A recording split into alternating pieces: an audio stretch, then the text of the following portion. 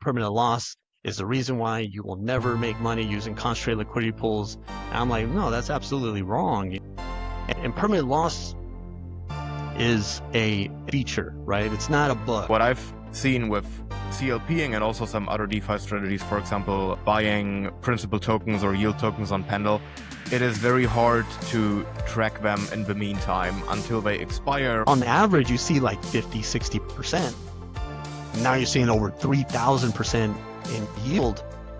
Now, going back to that concept of selling volatility. He was like, yeah, let's just use a Monte Carlo simulation to account for every random possible outcome. And I was like, wouldn't it make much more sense to pick assets that you're actually willing to own? I ended up doing an audit and I found out that I was literally like break even over the 3 months. And I ran the numbers like 3 times and I'm like, wait, this is like impossible. Why? I'm literally seeing the yield coming in. What's going on? And lo and behold, it was impermanent loss. Do you actually want to own the asset?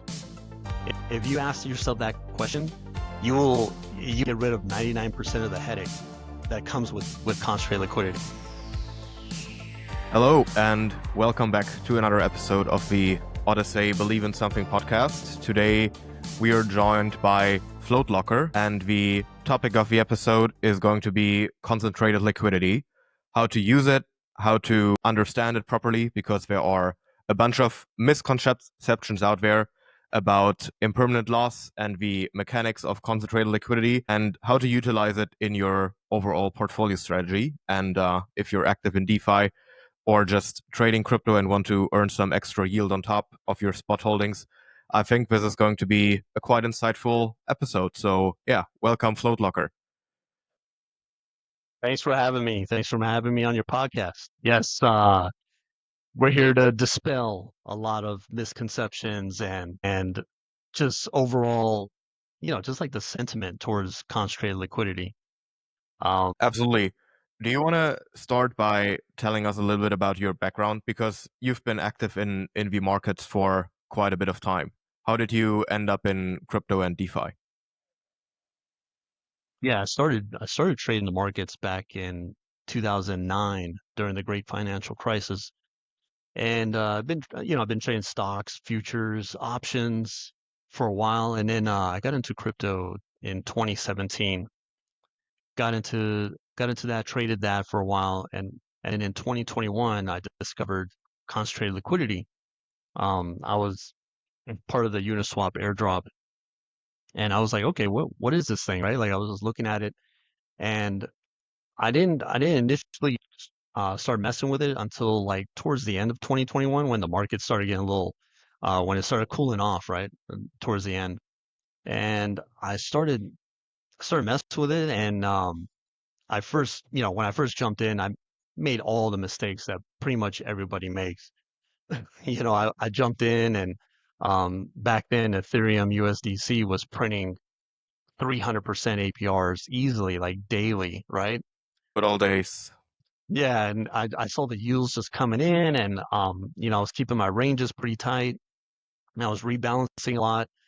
I'm telling my wife like, hey, I literally found like a money printer, right? This thing is just printing money, right? And 3 months down the line, I decided to just run an audit on how things have been going, right? On the overall performance. I thought I was just printing money every day. I was like, I don't even have to like watch this thing. I just let it do its thing, make sure it stays in range, and that's it, right?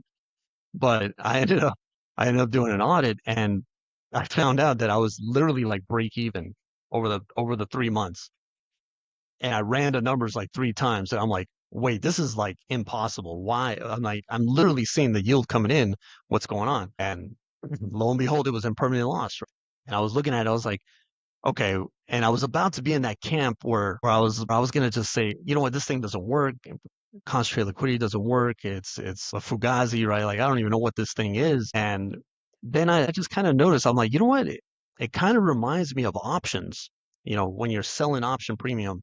And the way I like to describe a concentrated liquidity pool is you own the asset like you own stock, and then on top of that, you sell a call option and also a put option. And that's exactly what a liquidity pool is, right? It's similar to that.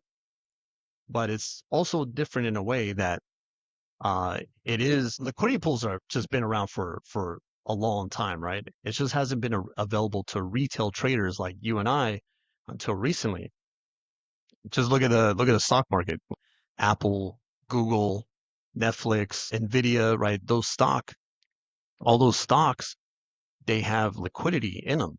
But you and I cannot go to the New York Stock Exchange and say, hey, I want to provide some liquidity on some Nvidia stock. They'll just laugh in your face, right? You have to be an institution. You have to be, there's so much red tape to go through, right? Just to have that privilege of providing that liquidity. So, but anyway, so I started, putting that together, kind of making it make sense with options. And I'm like, okay, I'll dive into this more. So I started diving into it and figuring it out and slowly honing and developing a strategy using concentrated liquidity. So yeah, that's pretty much how I got started. And I had a little community going. First, it started out on text message on our phones, and then I, spun it up on Telegram. Then I went to Discord, and it kind of just grew. And I figured, okay, there's people interested in knowing, learning how to use this, right? So yeah, so then I just got interested in just sharing the knowledge and helping people out, use this tool. And not only that, but seeing this, crypto Twitter, people on crypto Twitter talking about, oh, it doesn't work, impermanent loss is the reason why you will never make money using concentrated liquidity pools. And I'm like, no, that's absolutely wrong. It's I mean, the money has to go somewhere. yeah, the money has to go somewhere, right? But not only that, it's just a lack of knowledge in how to use the tool. So, but yeah, that's kind of like how I got started into it. Nice. What do you think is the most prominent misconception about CLPing and especially impermanent loss? Just because we also have some non-DeFi native listeners here, could you briefly explain the concept of how CLPing works and how IL plays into that? Yeah, so like I mentioned earlier, right? Like it's simply concentrated liquidity pool is more like owning the shares or stock, right, of the asset, owning the asset and selling a covered call and a short put. The covered call would be similar to the max end of your range, the top end of your range on the liquidity pool. Or like let me make it a little bit more clear. Say you're on Ethereum USDC and you want to farm a liquidity pool between the price range of 2,000 to 3,000 and the price is 2,500. So the $3,000 price limit is similar to like a call option that you sell against your options. So any price movement above 3,000, you will not earn any premium. You will not get capital gains, right? Because you cap it at that price. Same with the lower end of the price, right? And impermanent loss it's more, I call it a feature, right? It's not a bug in concentrated liquidity, right? It's actually a tool that can be utilized to help you mitigate risk. Say if you're for liquidity pools, right? It's different. It's a different mindset than a trader. On liquidity pools, you're more so managing inventory, managing the liquidity, the assets, right? Like how much you want to own of the asset, where you want to buy it, where you want to sell it. And you could do all that with how you set your ranges and how you set up the ratio of the liquidity pool. So when a permanent loss, if it's okay to take impermanent loss, as long as you understand the consequences, right? And understand how to use it. For instance, if you're in a liquidity pool and you're foreseeing, like in your whatever analysis you use, whether it's technical analysis, it's the moon, whatever it is, right? You can look at it and say, if I think price is going to go down, so, but I still want to farm liquidity with this. So I'm going to lock into some permanent loss by rebalancing, which means reducing your risk by selling the position into the other token, right? To reduce that risk. And then you can set up your liquidity pool to buy back the asset lower, right? That could be your plan. And you're locking in that impermanent loss in that instance. And if you're right, you will buy it back cheaper, which is a win, right? But also on the contrary, you have to understand, okay, well, what's the risk if price goes up? Well, are you okay with that impermanent loss to trade off for having a little bit safety in a supposed like market drawdown, right? So that's the way I like to think of impermanent loss. And on the other aspect, on the profit aspect, this is where the big like arguments come about, stating, well, you will never beat the hodler, right? Because you're in a liquidity pool and naturally there's impermanent loss, which I agree. But if you sit there and plan out your ranges, say taking the $2,000 to $3,000 price range and prices at 2,500, if if you look at the liquidity pool before you stake in, you're like, okay, well at 3,000, at a $3,000 price, Ethereum price, my capital gains profit will be, say, a couple $1,000s. We'll say $5,000. The liquidity pool, you have $5,000 profit plus the yield, right? And you look at that and you'd be like, okay, that's great. I'm satisfied with that outcome. Well, then how can you argue impermanent loss if that happens after the fact when you originally were okay with that outcome, right? So say price hits 3,000, yes, you made your profit, but that's like coming back to the table and say, well, yeah, I did make 5,000 and I agreed to that and I was cool with it in the beginning, but now, I see the hodler, he made more than me because he held his entire position to 3,000, right? And he made an extra couple $1,000s in profit. So that's kind of, it's either A, you're not being, you know, you're not being honest with yourself in where you want to sell the asset, and you're more so concerned about juicing up those yields in the short term, which take a year to realize anyways. That's a year in crypto is a long time.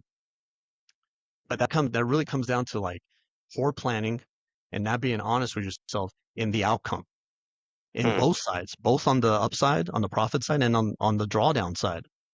And that's where a lot of people get in trouble because when they might look at it when they stake and they're like, oh yeah, I'm cool with the profit and I'm cool with the drawdown. But when that drawdown hits and they see those losses on paper, emotions start kicking in, and it really tests their conviction in that decision, right? So it's going to come, and it's very important to understand that, right? But that impermanent loss, and if you're okay with the outcome, then there's no argument for impermanent loss because you expected that outcome, if that makes sense, right? Hopefully that No, made sense. absolutely. Yeah. Yeah. So, is there any mental model you can use to understand impermanent loss if you're not experienced in DeFi yet? Is it equal to selling volatility in options, or is that more dependent on the range you're actually setting? Or how can you think of it in very simple terms? Yeah. So I know there's people out there that compare liquidity pools to options. I wouldn't say it's a direct correlation. There is definitely differences in it. But yes, with options, you look at, like, say if you're an option premium seller and you want to sell options on the stock market, say on an Nvidia, for example, you want to sell some put options. Well, you're better off selling those put options when the volatility is high, right? When the volatility is high, because those option premiums get juiced up, right? The premiums get a lot more expensive and you can make more profit for lesser risk, right? Because you're earning more credits on those option premiums.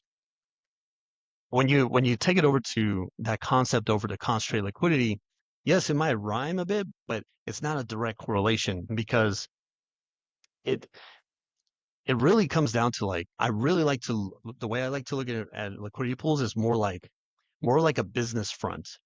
You're providing a service to traders by providing that liquidity for them to trade in and out of, right? It's just a convenience thing, and they pay you for that convenience. Now, with options, when volatility spikes, that's usually like a fear, when fear starts expand, or just starts, more fear starts coming into the market, right? People start pricing in that fear, buying the premiums get juiced up.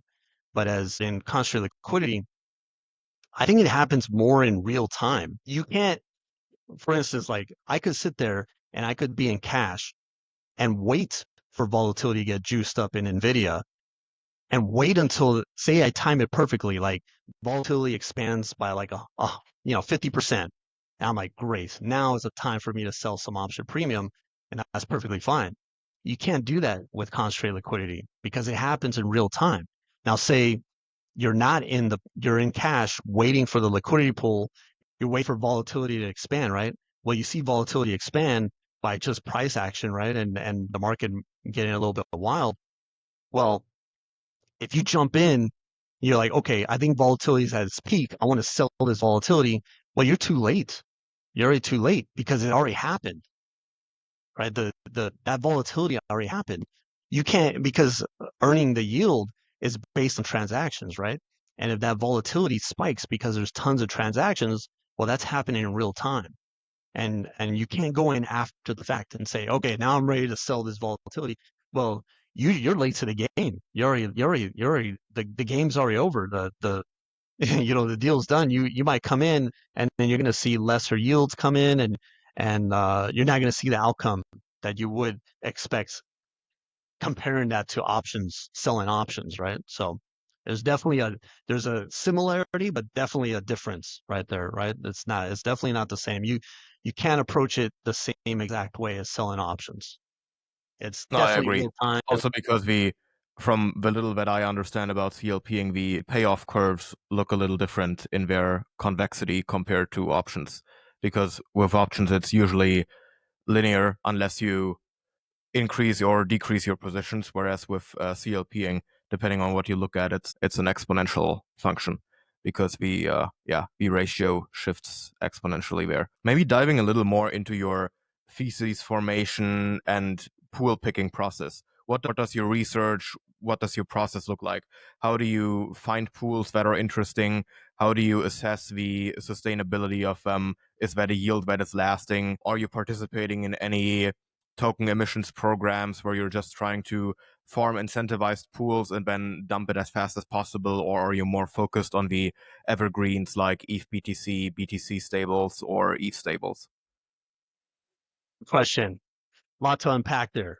I'll start off like as far as asset selection, right? It has to come down to, do you actually want to own the asset?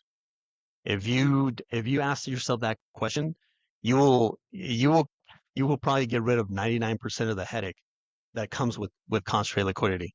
100%.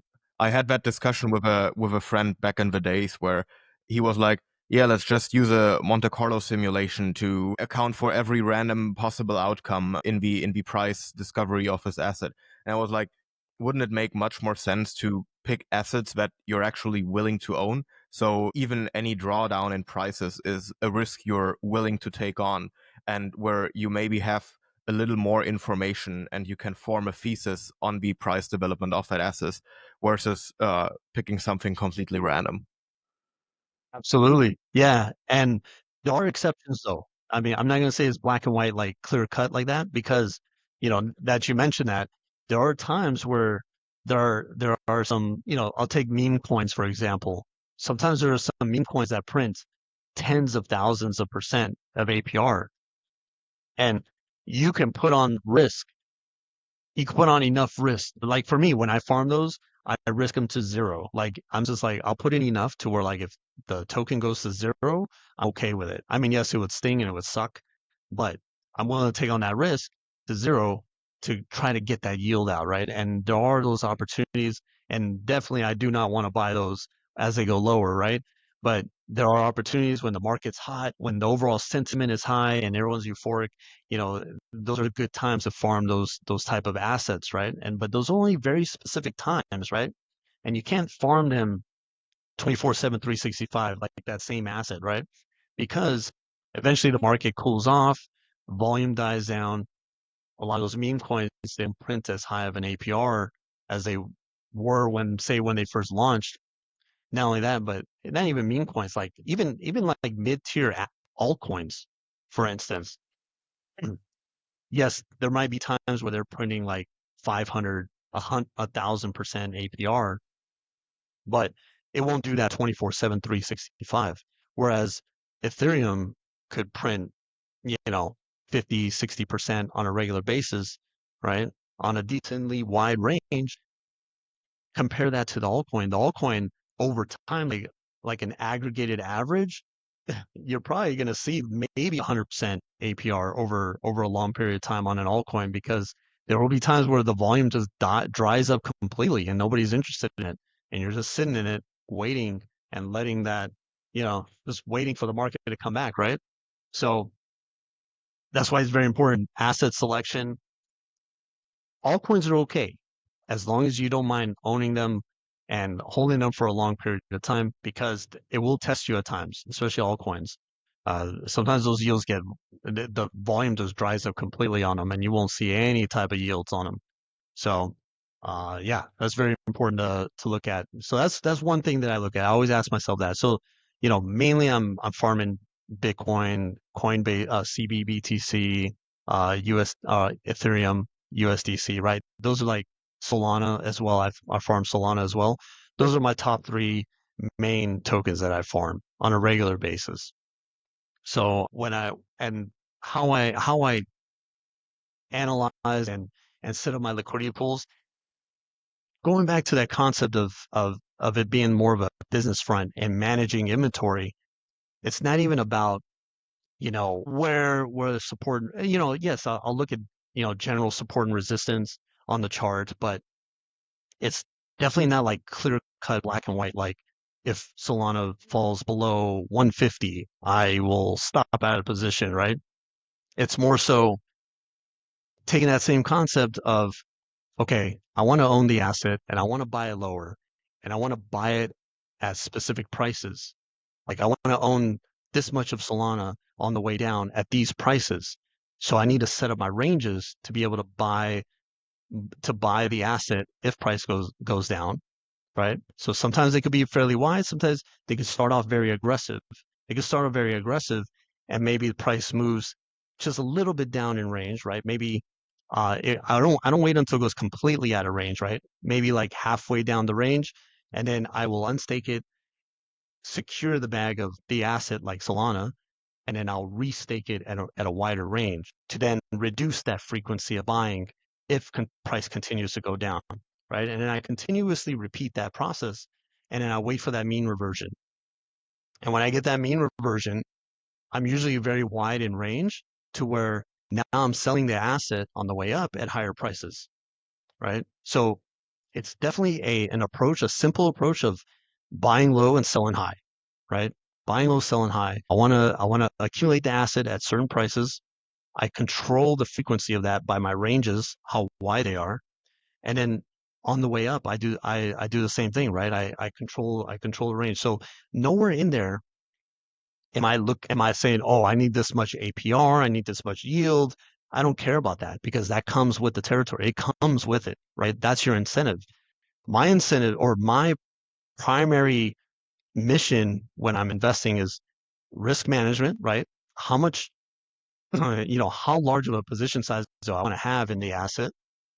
And I pre-plan all this using, various tools, and I pre-plan it and I set my ranges based on that. And then the yields come. And eventually there will be times where volatility will spike. And with that approach of 24/7, 365, having that business front constantly open every single day, say, take for instance last year on August 5th, when the Japanese yen carry trade had that crash, right? And the whole market just tanked for like a week, right? I think it was like a week. I was in Ethereum USDC, and I remember it was a weekend when that final crash came, and the price of Ethereum, I was looking at the liquidity distribution, and below 2600 there was no liquidity. Like the liquidity dropped off sharply. And I was like, wow, okay, well, if price gets below there, that means there's a lot less players in range. And that means I become a bigger player in that pool, which means I get a larger piece of the yield if price gets down there. So I'm like, cool. So I set up my ranges that way. And yes, it broke through 2600, and you could see the market just tanking after that because it's kind of like the liquidity is like jello, right? And Yeah. the price is a ball. It's going through that jello. It's like got a lot of resistance, trying to, it's very slow. It's stuck in that liquidity. And once it breaks out of that, that chunk of liquidity, it's Free fall. basically air. It's all air, right? And it's like a ping pong ball, just like going up and down, super volatile, right? That's where you see the volatility. There's no liquidity, nobody buying, and I think a lot of that liquidity was institutional. So it seemed like nobody was there to rebalance it, right? So I'm sitting there all weekend enjoying thousands of percent APR. I saw as high as 3,400% APR on Ethereum USDC during that time. It was So that's quite juicy for this pair of oh yeah, assets. yeah, absolutely, right? Like on average, you see like 50, 60%. Now you're seeing over 3,000% in yield. Now, going back to that concept of selling volatility, if you're that type of trader that's taking that same approach to options trading and waiting for volatility to spike, you ain't going to catch that because that happened over the course, within hours. That was the peak of the volatility. And soon after that, I mean, yes, it was still high. Obviously, it was still high for a while for the rest of the weekend. But there's two aspects to this. First of all, your timing. Will you be sitting there watching the price to be able to react fast enough? Second of all, you see price dumping like that. Like I think it went down to 2,100. I believe that day, that weekend, from like 3,000 to 2,100. Right? Got cut in 30%. Right? In a weekend. Are you going to really sit there and are you going to have the emotional control to jump into that market? You're going to see price, and I say 99% of retail traders will look at that and say, "Hell no, I'm not getting into that." Right? This thing looks like it's going to zero, and it did look like it was going to zero. I'm sitting there, I'm sitting there looking at it, I'm like, "Oh my God, this sucks." But I have that long-term vision in mind. You know, it's kind of like it is a hodl position that you earn yield on, and then you just manage the inventory throughout its life cycle. 100%. How would you say does the landscape of CLPing look right now? Is it mostly crypto native institutions or TradFi funds starting to mingle in it? Is it mostly pro-tail people like you are? Who's participating in the game? Everywhere from retail to institutions. I've spoken to some that are institution like just I mean they're not like large institutions. There probably are some large institutions. I don't know about them, but I've spoken to smaller groups that run these strategies. Some that have actually hired me to consult with them, right? And help them understand what this is and how to use it. And then once they realize, oh wait, this is just like managing an order book, right? Like yeah, that's all it is. Like if you have experience doing that on on the institutional side, then you already know. Like you just got to learn the new avenues, how to navigate the DEX, how to open a wallet, how to manage your liquidity, right? Just the steps of doing that. But yeah, it's the game right now. Like the game is just the space is growing, and it's not dying down, and it hasn't since since the beginning of DeFi. It's still growing and it's growing rapidly, right? And once, everybody, I'm going to go off on a tangent here, but everyone talks about like, oh, I can't wait till like the institutions come in and all this, right? But if you look at the yields today compared to what they were like in 2021, if those institutions dump their hundreds of billions of dollars of liquidity into the market, what do you think is going to happen to those yields? They're going to dilute, and you're just going to be, I say like one day we're going to see, Ethereum USDC probably going to make like 2-3% APRs, single digit APRs, right? And Capital is the and enemy of return. that'll be in a few years, but yeah, we don't want that to happen too fast. Yes, we eventually want it to happen. More opportunities will come about, but for now, this opportunity here is like you're earning 50 to 60% on blue chips on average with wide ranges. For me, I'm not in there daily managing these liquidity pools. I manage them once, maybe twice a month, right? Like, and it just sits there and just prints these yields. And it's like having a long-term position that you earn yield on, right? That not only that, but it can move when it does move, right? Like we all know Ethereum can move once it ignites and gets some volume and excitement behind it. This thing can move. It could move 20% in a day, easy, right? So, um, How would you say CLPing compares in terms of effort, in terms of downside risks, in terms of time needed to manage it and paying attention? How does it compare to other DeFi strategies like simple landing, staking, and trying to loop something, yield trading on Pendle, etc.? Yeah, it all depends. You can make it as complicated and as sophisticated as you want. On one end of the spectrum, on the passive side, you can be so passive that you can be wide enough to where like you don't have to manage it for months, and you just let the yield accumulate. Of course, the yield won't be as high, but usually people with a larger bankroll would be more uh they would like that option a little bit better, right? As long they won't have to manage it as much.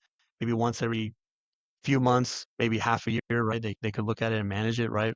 But for the most part, they really don't have to touch it.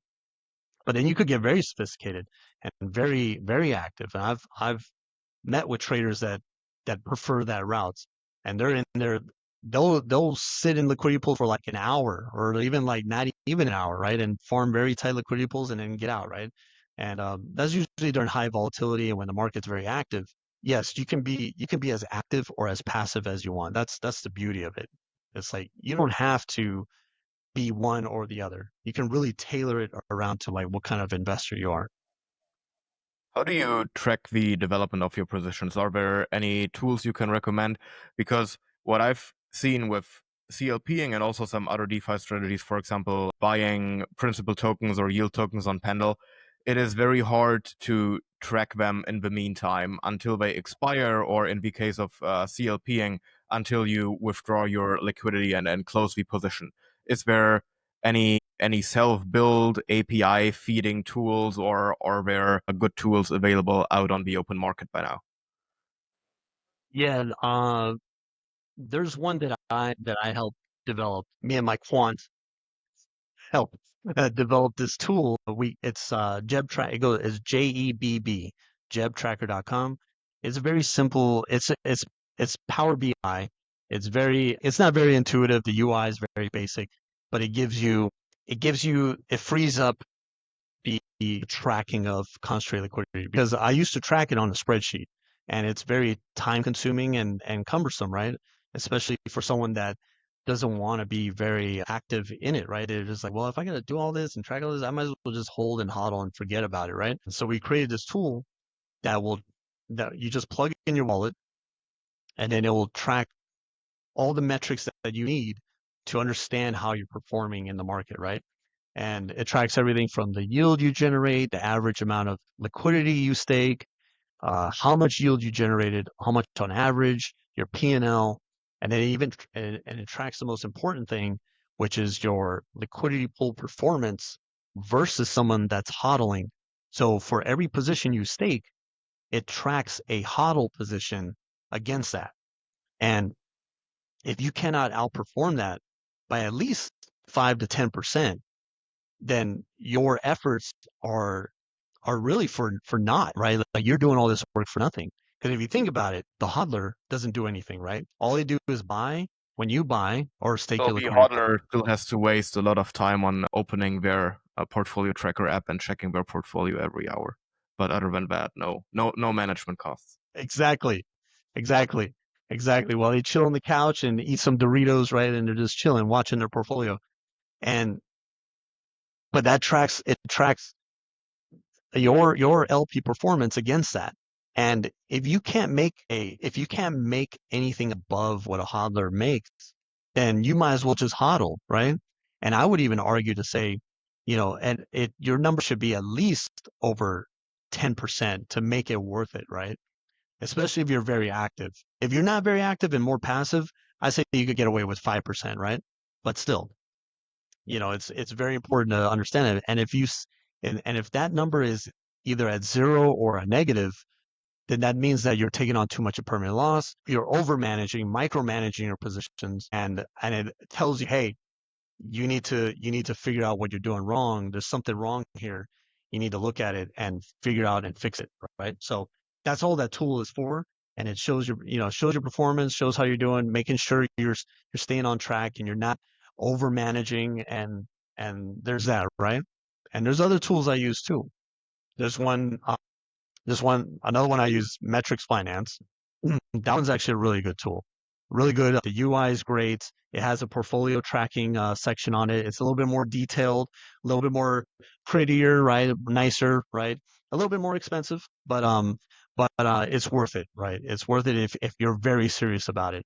And then not only that, but you also have the tools to set up your liquidity pool ranges, to understand where you should set the ranges, where to rebalance, what the value of your liquidity pool will be at any price based on that range, and you plan it all right there. It's something that I use it every time I stake a liquidity pool.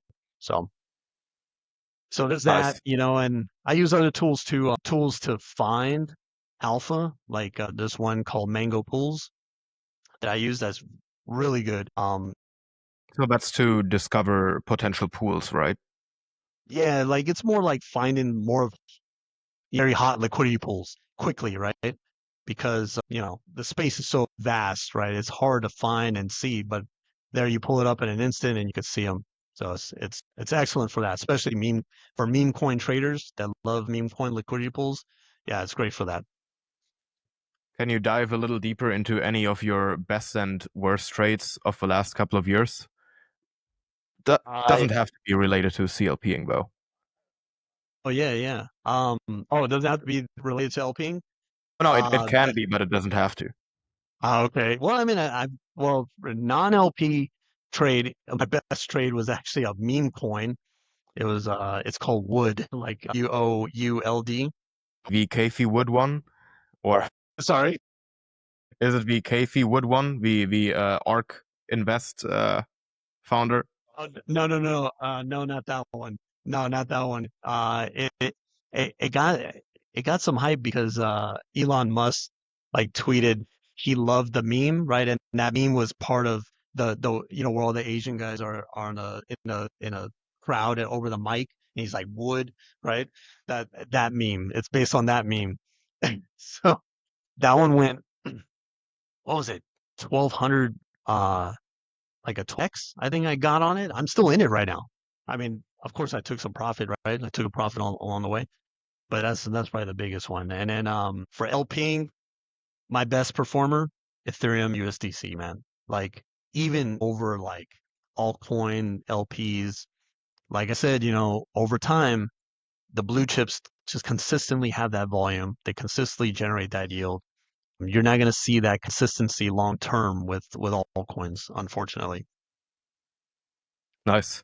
Are there any altcoins related to CLP applications? Let's take Uni, let's take something like Fluid. Do you find any of these projects interesting on their own, or I mean both on the product and on the token side, or is it something that you manage completely independently of these venues? Good question. For Fluid, they got that V2 coming out, which is actually very interesting because you personally, like I can go in and set the actual strategy that I want to run. And then they have what is it? The borrowing on both tokens, right? And you could it's kind of like a little hedge. It's not a hedge, right? But it's more like you could borrow assets. You could borrow the assets easily and run your own strategy based on that to kind of mitigate risk, more of like delta risk in a way. But I'm looking forward to using that simply because I get to run my own strategy on it, right? Whereas in V1, they decided the range and where to rebalance, right? And those models never work. And I'll tell you why. Say like Gamma Swamp, back in the day, Arrakis Finance. You had some other ones that were the ALMs, right? Even like Beefy Finance, Didn't Trader Joe also offer an automated Trader Joe as liquidity? well. Yeah, yeah, exactly. Like those type of ALMs, right? Where the platform or the project decides the ranges, they decide when to rebalance, right? And the reason why it doesn't work is because no two people's strategy are exactly the same, right? Like somebody may want to own more of the asset as price goes lower, but another person may not, right? Or and then if it's constantly rebalancing, then the person that wants to own more lower isn't going to get that fulfillment, right? So you can't satisfy everybody simply because everybody's strategy is different, everybody's opinion of the market is different, everybody's approach to the market is different. And people that understand that, they understand that it doesn't work, and they understand why. But those that complain and are surprised that they have like a ton of impermanent is simply due to lack of knowledge. And I think if you're going to run those strategies and offer it to people, you have to have some sort of education, or just blatantly show them like, hey, this is a strategy that's run, and this is how it rebalances, which they don't show for some reason. It's like it's as if they're trying to hide like a secret strategy, but it's not a secret, right? Like you're just rebalancing it, right? Nobody cares like when you rebalance or how often you rebalance. That's not where the alpha is. The alpha is like, how do you manage the liquidity pool, and do you get a return out of it, right? That's pretty much, that is the alpha. That would be the alpha. But if you're they usually hide that info from investors, so nobody knows. They're in the dark, and then eventually they're surprised that they don't have a return because of impermanent loss. Then they're just left up in arms and pissed off, right? So it doesn't work, and that control of strategy has to be left to the investors themselves, right? And to set that up themselves. Not only that, but I think it frees up the stress of having to perform for the project itself, right? Like, just like, hey, just let the people do it. We'll just concentrate on building improving our product. That's it, right? Like, why worry about having a strategy that you can offer to people, right? So, but I anyways, think what I would think, be a useful yeah. tool is if there was a way to calculate the divergence between these advertised yields of liquidity pools versus the real yield, depending on the strategy input that you'd give it. I think that would be quite helpful. But I mean, on the other hand, if that became commoditized and completely accessible knowledge, then there wouldn't be much edge left to extract out of this game. Yeah, I mean, the yields could be true. They could absolutely be true, but it gets wiped out through impermanent loss. And what the investor or the people in it, all they see is the end results. So then they're like, wait, I'm not getting this yield. Well, yeah, you are, but we're screwing it over by the massive impermanent loss we're taking on a daily basis, right? So, but like the best ALM I've seen is from Beefy. It's their newest CLM, and that one's actually not bad, because what it does is it's great, because what it does, say like it starts out 50-50 in the liquidity pool, and it rebalances every or sorry, it doesn't rebalance, it rearranges, which means they don't sell the asset. It does it every 8 hours, so like 3 times a day they'll do it. And what it does is, say like it starts out 50-50, and then the pool goes 70-30, right? And then it'll unstake that liquidity. It'll take that 30% of liquidity, right? Or that 30% ratio, which is 100% of it, and it'll match up enough of the 70% liquidity to make it 50-50, right? And then the remaining liquidity that's left from the excess, it will set up a new liquidity pool with the old range, and then it'll let the market convert that for you. Mm. So as the market goes into that liquidity pool, you'll convert it into the other asset, and you essentially have very minimal and permanent loss. Yeah, Not only that that, would but also deposits and stuff influence that. But yeah. with these managed liquidity pools, then the analogy of selling volatility becomes much more accurate, right? Because the downside of you as a potential investor in these usually arises from impermanent loss not being accounted for. So in these cases, you likely want a pool with a lot of volume, but which is very true to its range. So it's just hovering around, chopping around, but not really any sustaining directional trend, right? Yeah, yeah, absolutely. You're probably better off doing it. You probably don't want to do it like on stable, volatile pairs, because eh, even with the beefy CLM, you're going to see impermanent loss, just not as massive. But yeah, you want similar correlated pairs that are very similar in correlation, and maybe even given incentives, right? If you can find them, right? And those are the best ones to get into. And speaking of incentives, yeah, yeah, go ahead. With the rise of central limit order books, which we've seen on Hyperliquid Spot, I think Jupiter has also implemented some, or at least they have implemented the limit order function. Does that have any impact on the concentrated liquidity landscape? Because that is obviously happening on AMMs, which are kind of the counteractor to CLOBs. Yeah, it's definitely well, if anything, it definitely takes volume away from a DEX, right? Because those that are trading on a decentralized exchange, they have their reasons, but for those that are on there before liquid and these other types of DEXs, it was just Uniswap, right? And a few others.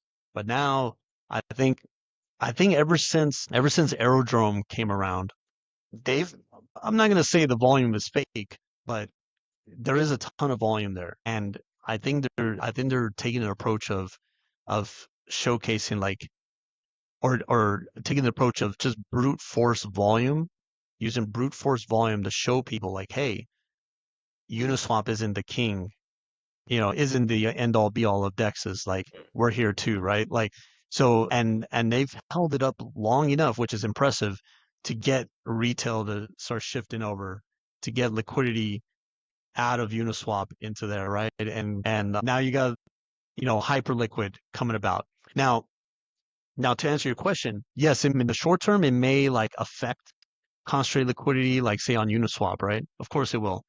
But if it's pulling liquidity out of Uniswap and dispersing it between these other DEXs, that means that liquidity gets lower in Uniswap and all these other DEXs. So it kind of like going back to that, going back to where I said, you know, if liquidity is low, you become a larger part of that pool. And when that happens, the result of that is yields boost up because you get a larger piece of that yield pie, right? Because the liquidity, the TVLs is going down, starts dispersing out, right? So I think Aerodrome showed blood in, or just made Uniswap bleed, showed blood in the water, right? And now other projects and like Hyperliquid are seeing this and they're just building their own decks and whatnot, right? But I think it's just good for the space because a lot of that liquidity was just stuck on Uniswap. And Uniswap, I mean, for its time when it first came out, it was great, but they need to innovate. I think they're kind of backpedaling right now and need to ramp up and show and just innovate and show something new, which hopefully this V4 it turns out to be great with the hooks and all that, right? But I haven't seen anything I haven't seen anything yet where I'm like, oh yeah, Uniswap is still king, right? Now I'm kind of like, okay, maybe someone else might take that throne. Are you diversifying away from Uniswap and AMMs over to CLOBs and maybe using any of the vaults there?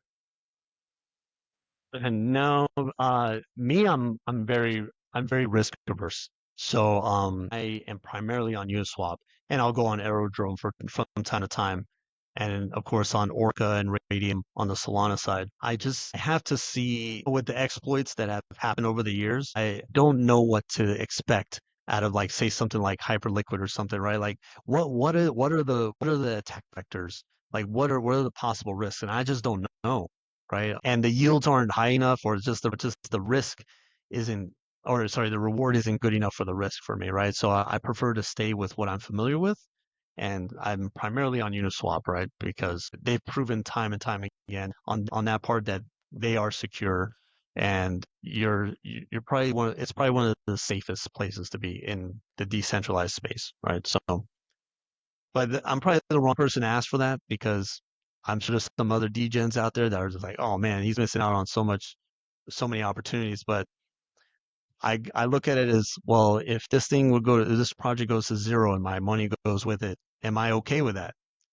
If I'm not, if I put a small position on, is it worth my time to manage that? And that's how I look at it. If it's taking too much of my time to manage and keep it going, then it's just not worth it to me. Even if the yields are higher, right? Or even if the return is higher, it really has to be a holistic view of how much risk is it. If something happens and I lose it, is the risk worth the reward?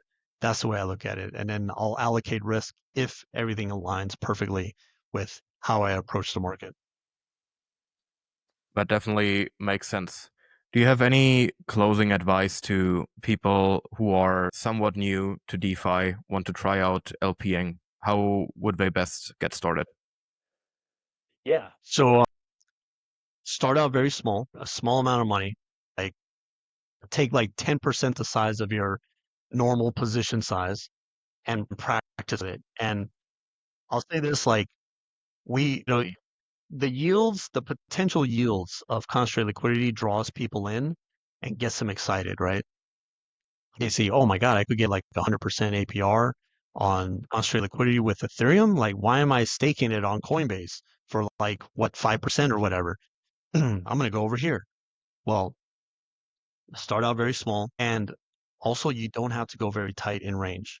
Like going back to the Japanese carry trade crash in on August 2024, the yields were so massive, like they were in over 3,000%, and I was very wide in range. I think my range was like uh it was like 1,800 to like 40,000, like Yes. $40,000 Ethereum price on Yeah, the top. that's gonna take a while until ETH reaches that price if we Yeah, it would be nice if it happened continue tomorrow, the right? current price action. Yeah. But that just shows like when the volatility expands, and when it expands to a point where it's so volatile that really your ranges don't really matter, right? And there are like just kind of like advanced strategies in where like you could run tight liquidity pools, but you got to understand where to get out of the position and go wider, right? Like it's kind of like invalidation level based on that tight range. But just starting out, keep it wide. I mean, you don't have to go excessively wide, right? Just keep it wide enough to where you can manage it and see how it works. And then as you get to understand it, then you can run tighter ranges and maybe even multiple liquidity pools with different ranges on that same asset pair. So you could have just more frequency of just more reps in managing and understanding it, because obviously you're not really going to learn it unless you're actually in there, doing it, right? Like just putting in the reps and getting a feel for it. But yeah, start out small. Don't expect it to be like the one thing that's gonna 100x your portfolio, right? It's not what it looks like on the outside, right? But it can definitely be a great tool, especially for a long-term portfolio, to generate yield on assets you hold, right? That way you like say, for instance, I like to always use Solana as an example. From March 2024 until now, price has been flat. Like it was like 180 in March 2024, and now it's like 150, 160, right? Basically flat. I use concentrated liquidity. I double my portfolio, my Solana portfolio, in that chop, in that sideways price action, simply through yield, right? Yield and also managing my impermanent loss, even going to an impermanent gain, which is the opposite of impermanent loss. But just managing it and staying in range 24/7, 365, keep the liquidity pool running and churning that yield out. And you don't even have to, the great thing about it is like you don't even have to like take fresh capital from your bank and DCA into the asset. You're letting the market do that for you. It does it for you. You earn that yield. It compounds your position. Now I have 2x the position at that price, and I don't even have to put in fresh capital, right? So I don't care if price goes up or not, because the consolation prize is that I'm still earning yield. If it goes up, great. I get that capital gains. But if it does not, I get that yield. And for a full year, markets trend only like 3 to 4 times a year, right? So that's that capital gains number go up. I make money when price goes up type of deal. There's only 3 to 4 times a year. The rest of the time, the market chops around. It's just volatile.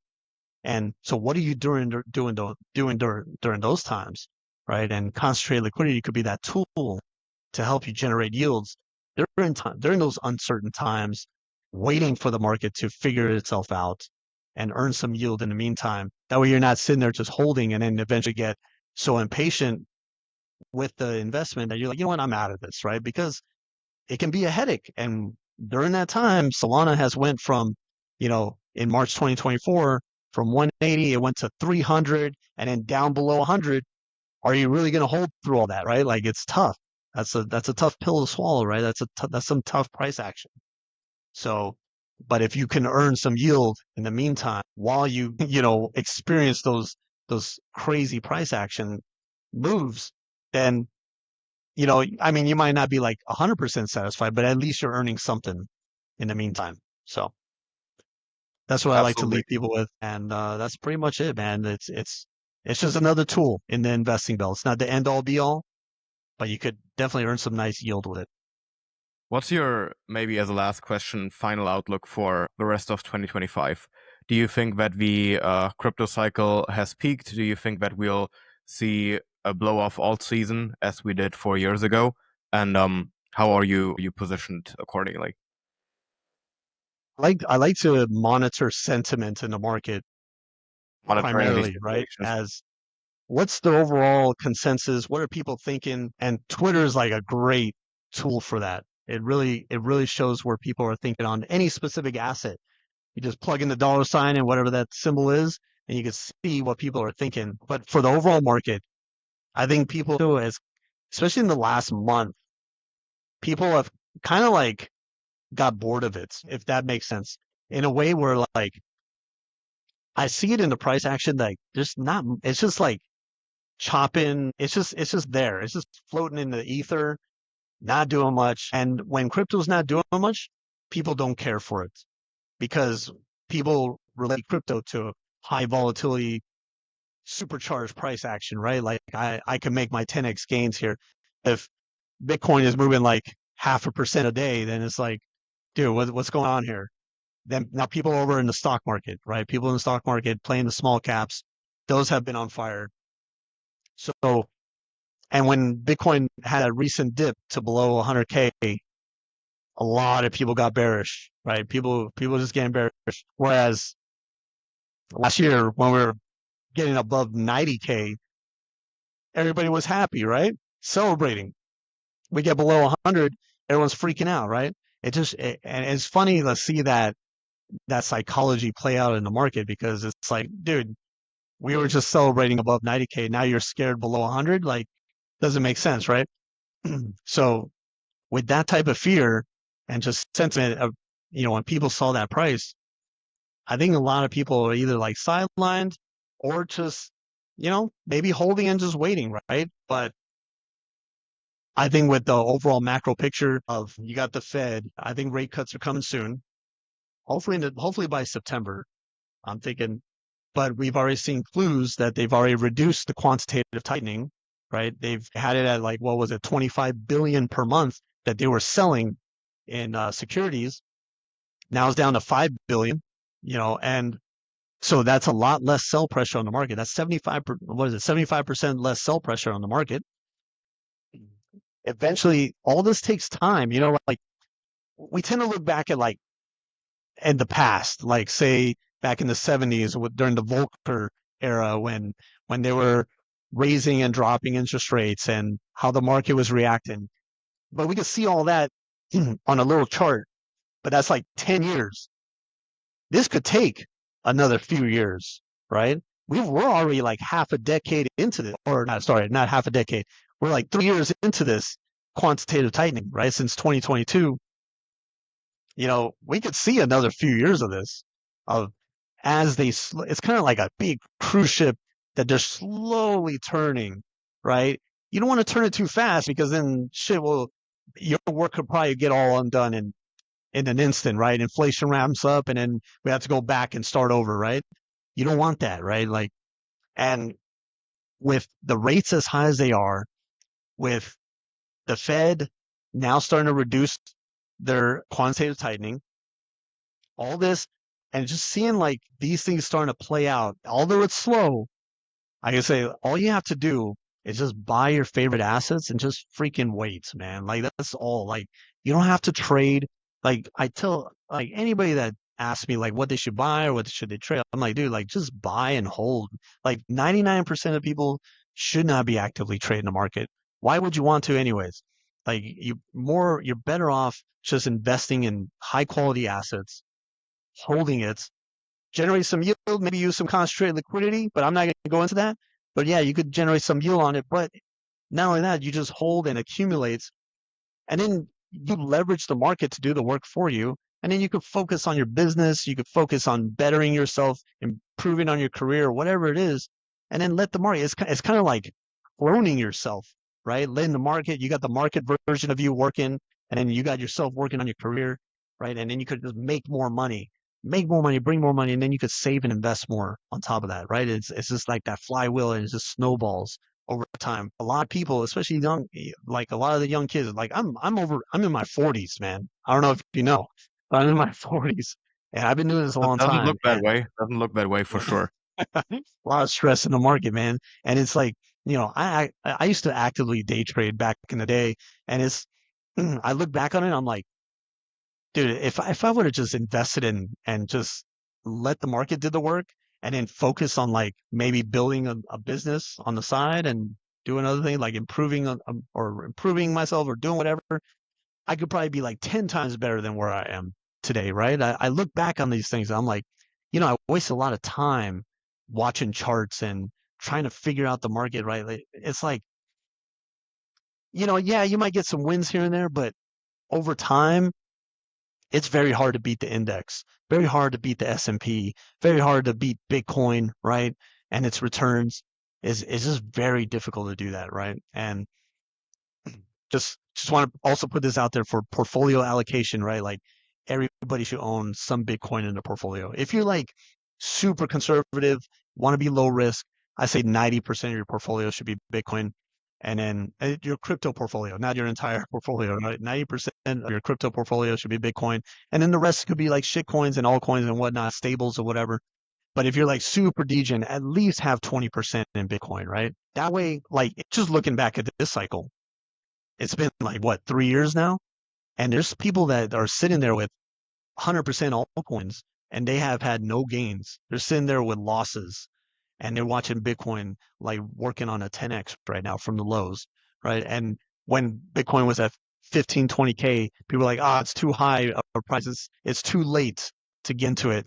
Now look at it now. But now people are saying that again, like, it's too late to get in. It's already over 100K.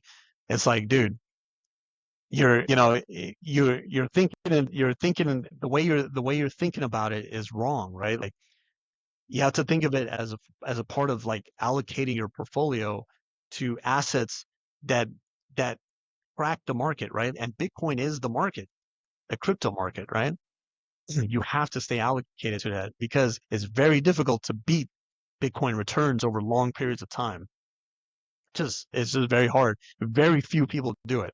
And there's a graveyard of investors that have failed over time, right? So it's like have your long term. You could have a long term portfolio, but and then take a small portion and actively trade it and try your hand. That's okay. I'm totally cool with that. But there's a lot of people out there that don't have a long term and they're sitting there with an altcoin only portfolio. They don't even invest in the stock market.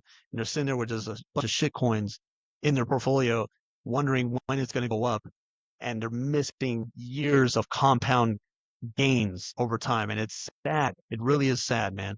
Like you're in this crypto market and it's got to be embarrassing to when people ask you, oh yeah, I know you're in crypto. You must be doing well. Well, really, I'm in these shit coins, right? Like that's the reality. And most Any such people are in that cases. boat, man.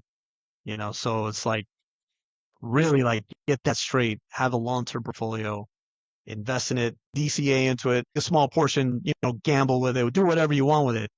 But yeah, you got to own assets, man, assets that grow over time. So that's Wise kind of like my message, words man. of advice. Yeah. I think that is a great conclusion. I am very confident that the listeners are able to extract a lot of wisdom and advice out of this episode. Where can people find you if they want to learn more about CLPing? Yeah, you could find me at Twitter at locker, float_locker. And then they can see all my links, but I have a free Discord. You could join my Discord free. I just talk about concentrated liquidity and you could go in there and ask questions and I'll be happy to answer them. You don't have to buy anything from me. I have a course and all this. That's for people that are really serious about it or like one-on-one mentorship. But for the most part, for most people, like you just and I could help them with the basics on the free Discord. You don't have to pay for shit. You don't have to pay for like a course. You don't have to pay for like some of these groups charge like a shit ton of money, right? Like if you just want to know the basics and you're just in the investors like, you know what, I just want to have some exposure to this, generate some yields on shit I hold, and I don't care about actively trading or delta hedging and doing all this crap, right? I just want to invest and earn some yield on my shit, right? Like just hit me up on Discord. That'd be the best place to do it. So, but you could go on my Twitter. I have the link tree there. You could join my Discord from there. So Nice. We'll put all the links in the podcast description. perfect. All right. Was great chatting, and maybe we'll have you back on for a part two, maybe to debate some of the managed liquidity protocols. We'll see what the future holds. Was great having you on. Yes, absolutely, man. Yeah, thanks for having me. I appreciate it. I would look forward to the next episode. If, we could jump on and definitely chat, man. Enjoy chatting with you, bro. See you. See you, man. Have a good one.